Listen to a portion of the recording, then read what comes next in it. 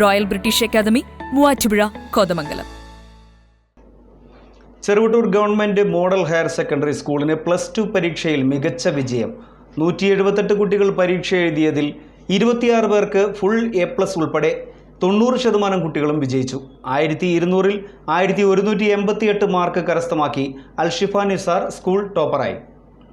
കോതമംഗലം വിദ്യാഭ്യാസ ജില്ലയിലെ മാതൃകാ വിദ്യാലയമായ Cheruvattoor government model higher secondary സ്കൂളിൽ സയൻസ്, ഹ്യൂമാനിറ്റീസ് വിഷയങ്ങളിലായി 178 കുട്ടികൾ പരീക്ഷ എഴുതിയപ്പോൾ 26 പേർ ഫുൾ A+ നേടി 90% വിജയം കരസ്ഥമാക്കി.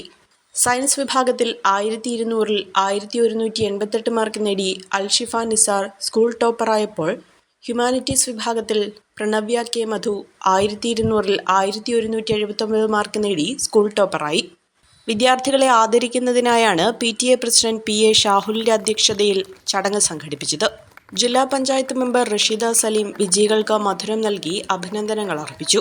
പ്രിൻസിപ്പൽ നയന ദാസ്, PTA മെമ്പർമാരായ സുബൈർ, സോംജി ഇരമല്ലൂർ, മാതൃസംഗമം ചെയർപേഴ്സൺ റംല ഇബ്രാഹിം, അധ്യാപകരായ സന്ദീപ് ജോസഫ്, രാജേഷ്, രഞ്ജിനി, സീന, മഞ്ജു, വിദ്യാർത്ഥി പ്രതിനിധികൾ തുടങ്ങിയവർ ചടങ്ങിൽ പങ്കെടുത്തു.